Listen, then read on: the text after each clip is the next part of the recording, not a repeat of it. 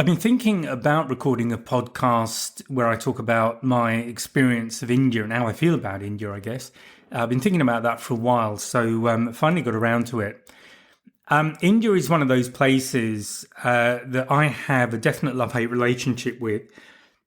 Um, I guess the love part is that it is an amazing country, very, very beautiful. It has an amazing diversity of landscapes, and I've not seen very much of it at all. And it's a place I'd love to go back to. And once you're there, in addition to the landscapes, the wildlife, there's a very ancient culture there. The human history part of it, if you like, is very old and certainly predates European civilization.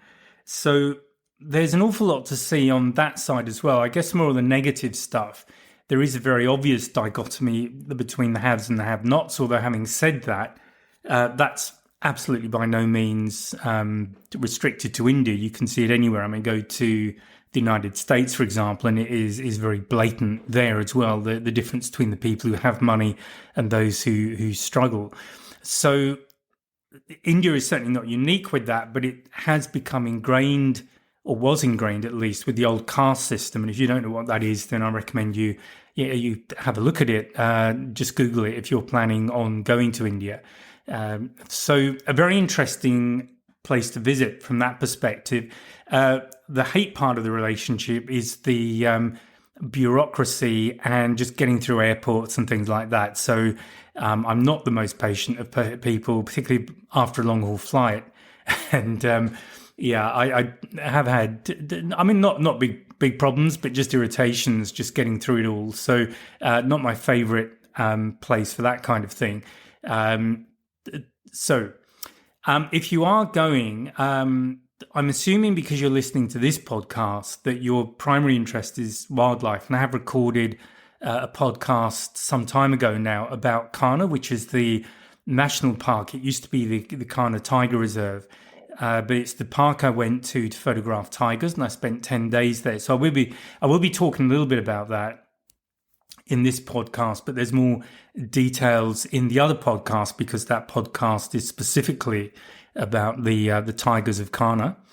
But the other thing to think about is that if you are going to India, and I'm assuming that for most people, maybe all people listening to this podcast, it's a little bit of a hike from where you live to get to India.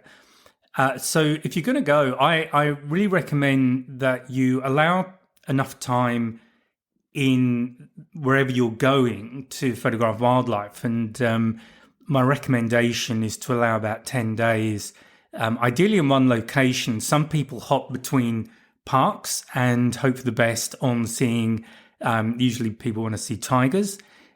But I do know of people who've done that and not seen anything. Alternative, you might get lucky and you might have lots of sightings. When I was in Kanha, that was 10 days. And I think we saw tigers roughly probably 30% of the time. So we would in the reserve twice a day, except for the Wednesday. So Wednesday afternoon, the park is closed to just give the animals a rest, give everybody a rest, basically.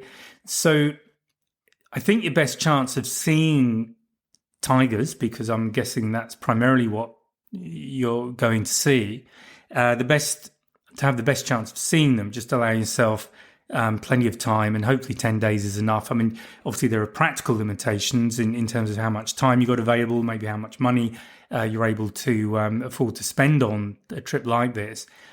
So give yourself a reasonable shot in terms of time of having a few tiger encounters. But then I would definitely recommend looking at some other places around India and doing a bit of sightseeing, doing a bit of tourism, and just visiting these other sites, because there are, as I've said, there are some absolutely stunning places to go to, and it really depends on what floats your boat in terms of where you want to spend your time and money. But going that far is definitely worth all of the effort. So I'm going to talk a little bit about what to expect when you go. Bear in mind, this is all pre-COVID. So the last time I was there was early in 2018. And hopefully some things have got a little bit better. So one thing that was good was I was able to get an e-visa. So what I mean by that, it's simply a visa that you apply for online, and you then get an email back with a printout, which is your authorization, and what you do when you get to the country you're going to. So obviously India in this instance, you take that piece of paper with you, with your passport, and you give that to the people at immigration, and they then issue your visa. So the benefit is you don't have to send your passport away. And I've never liked sending my passport anywhere, because there's always that danger it's going to get lost in the post, and then that gives you a whole load of other problems. So my experience of using the e-visa was pretty good, and I was luckily enough, I was one of the first people to get off my flight to Mumbai, and I was the first person, in fact, to get to the e-visa booth, the immigration booth where we had to do that. Having said all of that, I had other friends coming from Australia we were meeting there rather than traveling together, and their experience was a bit more irritating. It took a bit longer. So I think the bottom line with all of this on the travel side is just to be prepared for things to take a lot more time than you're used to, and just be patient with it. Now, another thing that I will mention, it's something that I recommended on other podcasts where I've spoken about travel, and also on webinars. It's kind of standard advice that I give to people now, having been caught out myself. If you're going to Kana, you'll have to go in through one of the main gateways, which will tend to be either Mumbai or Delhi for the international hubs. You're likely to fly into one of those two cities, and then obviously the big airports. And then you'll do an internal flight. So I had to fly down to Nagpur from Mumbai. That was fine on the way out, but on the way back, going back to Sydney, I was with Air India on the flight from Nagpur to Mumbai, and our flight got delayed by, I think it was 3 hours. Now, I don't know what the problem was. Everybody else seemed to be flying normally. However, by the time I got to Mumbai, we were really close to the cutoff for getting to the flight. And in fact, we, even though there was a lot of running and what have you, and we'd also told Air India, because I was with a colleague, we told the Air India people at Nagpur that we had this connecting flight and when it was leaving. So we were beginning to get under a little bit of pressure to make it on time. And despite that, somebody did sort of meet us, although we had to find them at the baggage claim from the internal flight. By the time we got to the international, they had closed the flight in terms of taking on baggage. So that then caused various problems, but it wasn't an Air India flight. It was a different airline. So part of the issue there was that they'll tend to blame one another, and you're kind of left there at 3 a.m. in the airport at Mumbai, wondering when you're likely to get home, and having to sort it out. So this is why I say if you just use the one airline, well, they're responsible from, your point of departure, your first point of departure, right the way through to arrival at home. So I would definitely recommend that. Okay, so obviously that's not limited to India. That can happen anywhere. So, but it is a piece of advice I like to recommend. So, what else to think about in India? Well, first of all, if you've not travelled anywhere like that before, it's likely to be pretty full on when you get there. Indians, certainly in cities, my experience is pretty full on. The traffic, always let Indians drive. I think most of us would not enjoy it too much, be quite stressful, but it's a bit chaotic. And my own observation is the giveaway rule is simply that if it's bigger than you, you give way to it. If it's smaller, you ignore it. And that can be quite exciting. So be prepared for some interesting driving and traffic experiences if you're not used to that kind of thing. There's lots of colour, lots of smells, all that kind of thing. So if you've not really travelled much at all, and if you're used to the UK or the US or places like that, the chances are that you're going to find India quite a different place to be. Having said all of that, once you get out into the country and again, this is just from my own experience, so others might have a different experience of it. I found it to be a lot quieter. You get things like unmade roads, that sort of stuff. So depending on exactly where you go, so just be prepared for that. And I was looking through some notes for a trip that I was looking to organise at one stage, which was a tiger safari trip, which in the end we didn't do, but it was with a couple of other photographers based in Sydney. We did look into setting up a trip, and one of the things I looked at was what happens if you're ill or you have an accident. Where's the nearest hospital? And the hospital was 10 kilometres away from where the park was, but I've noted down that it was a 30-minute journey. So the reason it would be that long is simply that a lot of the roads are very unmade. You can't go very fast. So India does have some absolutely first-rate facilities, but they may not be where you are. So again, another thing that I always recommend people do is to get the appropriate travel insurance for where you're going, and also make sure you have all the vaccinations you need. Now, I'm not going to go through those here because it changes from time to time. So always check the government website where you live, or look at the World Health Organization website, and they will give a list of compulsory vaccinations you'll need. So yellow fever, I can't remember if that's compulsory in India, but it's generally there on the list. So it's worth having that. As some of the hepatitis jabs. But have a look at what's compulsory and then also what's recommended. And on the recommended inoculations, I generally have them just to be on the safe side, because I've been lucky on my trips. I've not had a serious injury or have been seriously unwell. The first time I went to India, I did get a bit of Delhi belly, but there are rules about that.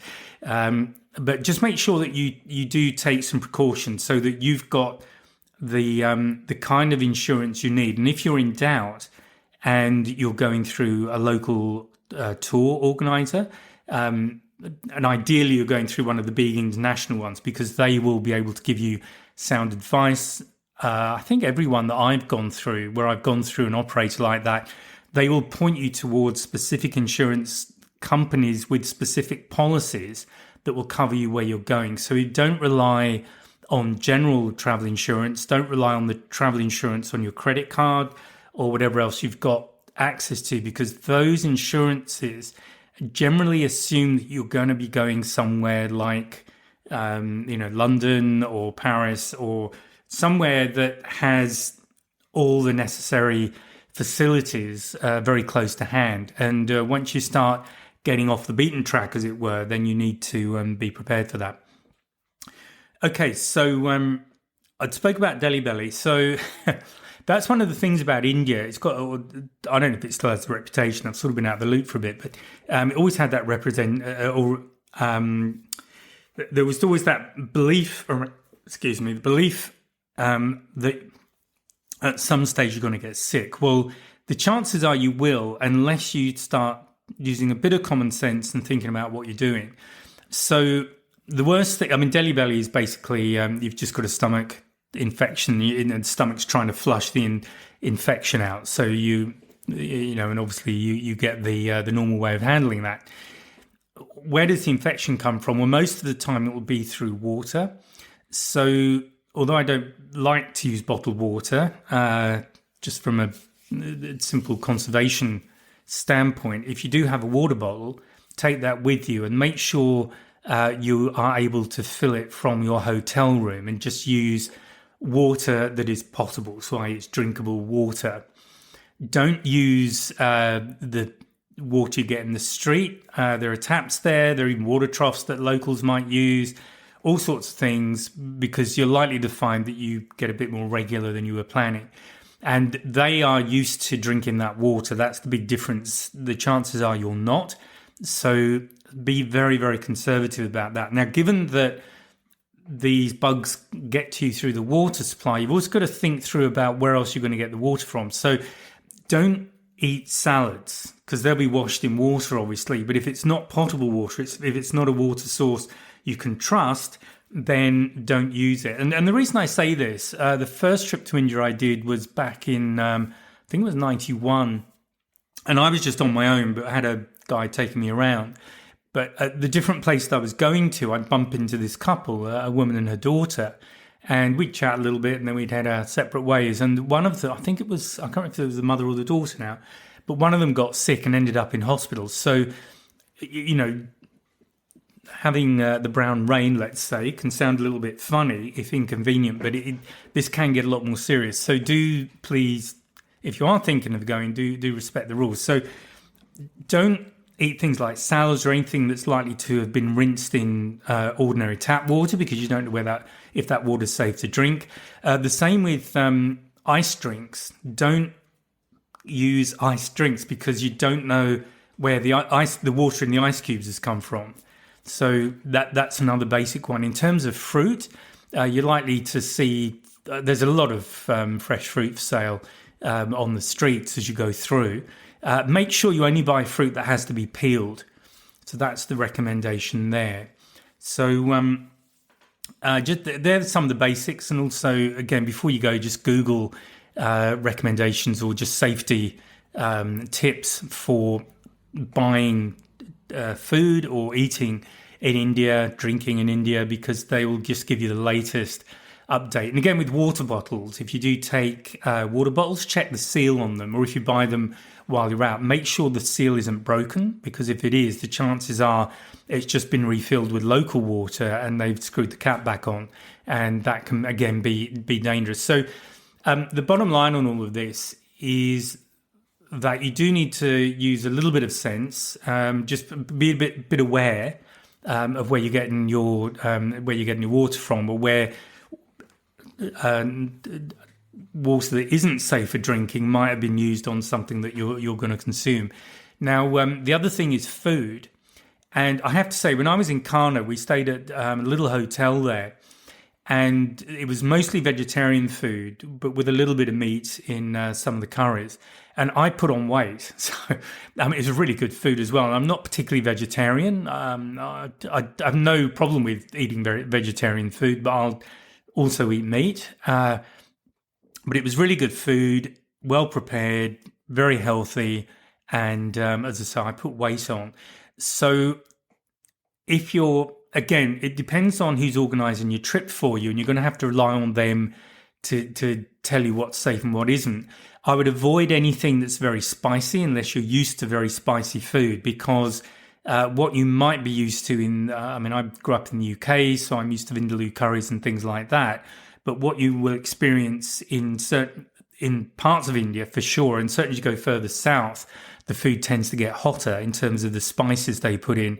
But what you eat there, don't get smart about it all.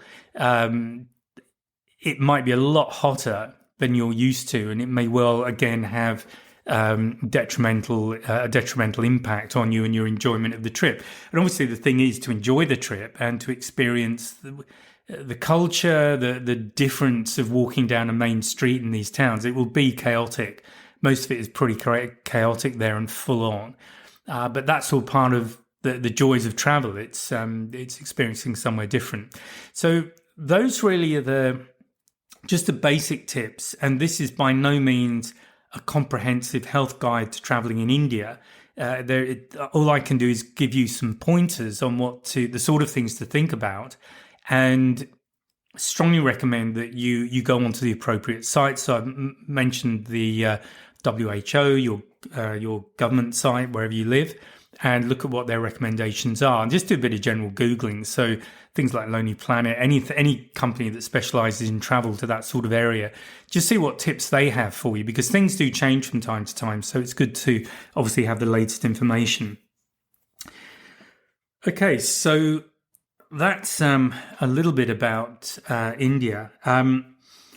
What else? I mean, the reason I went, the first time I went, it was purely a tourist thing. And I went to the Taj Mahal.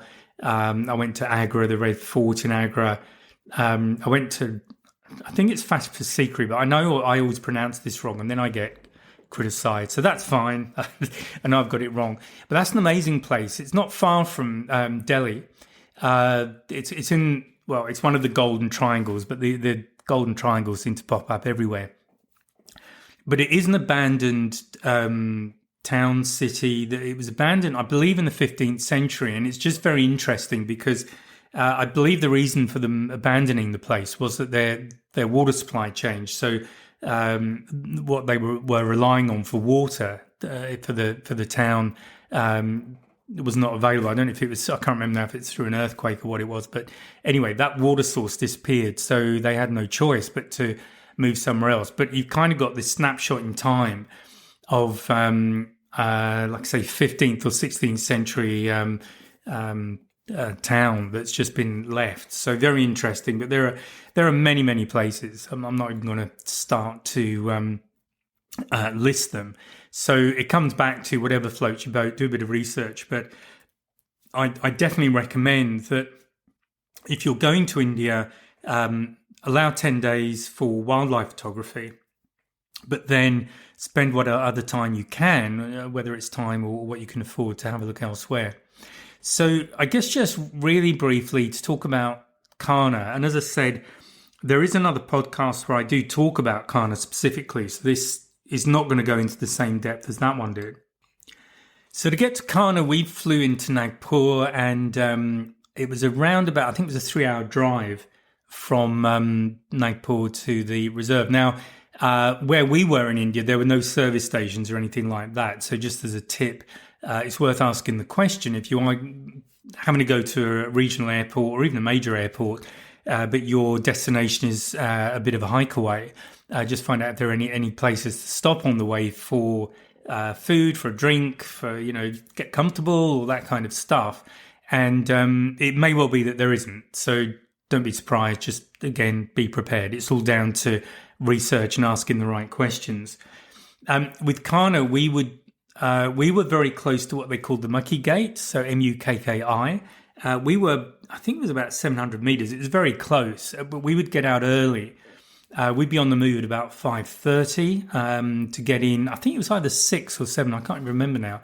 I do remember we had to wait, though, to get in, and we'd be out really early. But that was so that we could be at the front of the queue to get into the park, because the park is only open for certain hours during the day. I believe it was 7 till 11 and then 2 till 5, if I remember correctly. So quite short packets of time, really, when you think about it. And certainly compared to where I've been in Africa on the pure safari trips rather than volunteering, you're likely to be out for longer than that. But again, this is why I recommend that you spend a longer time in the one location. And the other reason for that is that in Kana, it's got several zones. I might even have my map. Oh, yes. So there are 1, 2, 3. There are 4 different zones in the park. And what they would do, for every time you entered the park, you were allocated a different zone you had to go to. And that was a way of managing the numbers in the park. And obviously these parks are limited. So this is why when you book your trip, whoever's organising it for you locally needs to buy the passes pretty early on, often 6 months, maybe even longer before your trip, because the way a lot of national parks work is that they have a certain allocation of passes for the year, for the season, and they become available at a certain time. So people snap them up and then sell them. But this is why you often have to book well ahead of time, just to be sure of getting a pass to get into the park. And again, another thing with national parks that I know is true in a number of countries, you'll be asked when you are doing all the final booking or getting the trip set up. So this might be months before you go, but they will ask for, or your organizer will ask for a copy of the ID that you're using, because they will use that to give you entrance to the parks. And normally that would be your passport, but you need to make sure it is the same document that you'll be using at the park. So if you are booking your trip 6 months before you're going and you need to renew your passport, don't do it in that 6-month period. Do it early so that your tour organizer has your current passport picture, or the basically a picture of the page with all the details on, and that's from the same document that you'll be using to get entry to the park. So what they'll normally do is you drive up, your guide or your driver will just take your passports. They'll go into the office, because there'll be an office at the entrance to the park, and that's where they show the IDs. They get checked against what they've got on their bookings, and you need to make sure you have the same document to get in. So that's an important thing to remember. Again, whoever's organising your trip should tell you about all this, but if they don't, well, that's something you need to know about.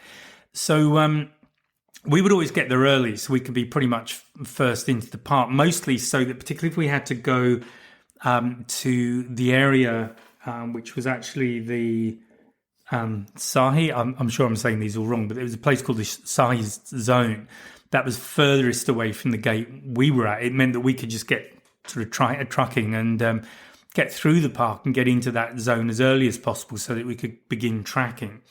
And again, when it comes to tracking animals, there's a couple of things you are looking out for, or your guide will be doing. And again, the reason for staying in an area for several days is that the guides talk, and they're likely to have been in different zones. So your guide, if you've got the same person all the way through, he might have been in one zone with you one day, but his colleagues will have been in the zone that you're going to the following day. So he'll be able to tell, these drivers share information. So he'll have an idea of what was going on in that zone the previous day, or even in the morning if you're going on the afternoon trip and you're in a different zone. So there is a bit of local intelligence. Tigers will move around the park in the case of Kana. Some parks are open. So Kana's open, the side. I mean, there's no retaining fence or anything like that. It's a national park. And most national parks tend to be open. So that does lead to some interesting encounters, which I'll come back to. But what you do is you basically go, it means that you can get up to the zone that you've been allocated, but the driver may already be aware that there were tigers in a certain part of that area. So they'll probably head over there first and start looking. So the next things you're looking for are really two things. One is what we call spoor, and spoor is it's kind of the story in the ground as you look around of what's been happening. And that will include things like footprints, it will include dung, it will include broken branches, bushes, whatever. So as animals move about, they will leave traces of some sort. Some will leave more traces than others. So you can imagine an elephants can leave a hell of a mess behind them. But the predators generally a lot more stealthy, so they'll leave fewer or less evidence behind. But you're likely to see footprints. And certainly Kana has area the tracks where you're driving are generally unmade, so they're sort of sandy or dusty, so you'll see footprints quite clearly. So I always like to look out of the side of whatever vehicle I'm in, just to see if I can spot anything. Sometimes I do, sometimes I don't.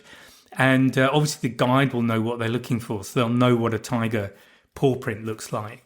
So that's one way of finding that there has been an animal about. And different factors will tell you how old tracks are, for example, because if you've got a tiger paw print on the ground and then there's paw prints of something else over the top of it, that will tell you that those prints are definitely older. Obviously, the tiger print is older than the print of the animal going that's walked over the top of it. Particularly if it's a prey animal, it probably means that tiger's moved off and the prey animal is now just sort of wandering through that area. Another thing might be wind. So if it is sandy conditions, if that area is exposed to wind, even a gentle breeze, it will tend to move grains of sand, for example, and that will mean that the definition of the track is less defined as time goes on because it's gradually getting blown flat. So that's also an indicator of how old things are. Dung is another one. How warm is it? How wet is it? What sort of wildlife is there? Dung beetles usually. But if it's obviously very dried out, then it's quite old. But if it's very fresh and wet and all the rest of it, it's brand new. So keep your eyes out. Now, the other thing that you're looking for in that circumstance, or I should say you're actually listening for, are alarm calls, because you'll find there's a lot of relationships in nature. So I'm not just talking about India, but a lot of relationships in nature where animals, so ground animals might be looking for predators on the ground, but animals based up in the trees generally have a better view. So there'll be some sort of relationship. They'll tend to stay together and feed in the same area. So if one of them detects a predator, which presumably is a threat to both species, they'll sound an alarm call that might be answered by the other species if there's a pair of them, and they'll obviously do what they need to do to get away. But that's the thing you're listening for. You're listening for these alarm calls, and you'll begin to find. So there's a big antelope, a barasingha, and its alarm call sounds almost like a bark. So it's very distinctive, and all of these animals will have a very distinctive alarm call, because obviously it needs to be instantly clear that this isn't a genuine alarm call. You need to pay attention. You've got a predator very close, so there is real danger. So clearly it will be a very distinct call. And again, your guide will be able to just help you a little bit with all of that. So I could talk a lot about India. I'm not going to go on much longer. And this has again been focused primarily on visiting India with a view to seeing wildlife, and generally people want to go and see tigers, because the Bengal tiger is I guess the number one attraction, I would assume, from a wildlife perspective. Obviously they have Asian elephants, the Indian elephant, so slightly different to the African elephant. There's all sorts of deer. Most of them are distinct species to what you would find, say, in Africa, but they will slot into the same kind of categories. So you've got your small deer, your larger deer. In Africa, you've got the same in India, but they're different animals. So that's pretty much it on the wildlife front. I think I've covered everything I wanted to, really. I just really wanted to dive in a little bit about tigers and talk a little bit about it. And I guess make recommendations so that you've got the best chance of seeing one or more tigers. So as I've said, I do recommend you stay in the one place for several days if you can, because you get the benefit of that shared experience of the guides, and you might end up in zones on certain trips where there are no tigers. That's quite likely. So the longer you stay, the more zones you're going to cover, and the better your chances are of seeing an animal. And while you're there, have a look at what else you can go and see. And India offers a lot. And it comes down to what interests you. It might be culture, history, food, clothing, I don't know. But if you can, if time allows and budget allows, do spend a bit of time there and travel internally. When it comes to I would say on the journey in and on the journey out, if you've got a combination of domestic and international flights, with only a few hours separating them. So if you're flying an internal to one place, and then where there is one of these international hubs, Mumbai or Delhi, and if you're going to be in Delhi, say, for a few days, then that's not so much of an issue. But if you are doing what I did, flying from Nagpur up to Mumbai and then on to Sydney, and something goes wrong, it makes life a lot easier if it's just one airline involved. When you get two airlines, it's the usual. Everyone's blaming everybody else, and you're sat in the middle of it. Do check health. That's really important. Really make sure you've got the right health insurance and travel insurance in case things go wrong, because you don't want to find out you've got the wrong stuff when you actually need it. And really, above all, just enjoy it. I do love India. I think it's an amazing place. Hate the airports. Love India, hate the airports, and all the bureaucracy. But the information I'm sharing here was correct last time I went, which was a few years ago now. So I'm recording this in January 2024. So it's almost 6 years since I was last there, which is quite a surprise, but there you go. But I definitely recommend it if you have the opportunity to go. So I hope this has been useful, and I'll speak to you in the next podcast. Bye for now. Oh, and one thing just before you go, please take a look at the 2026 wildlife calendar. That's available now. It's on the website. There's a link below the description of this podcast episode. So please take a look, and I'll speak to you next time. Bye now.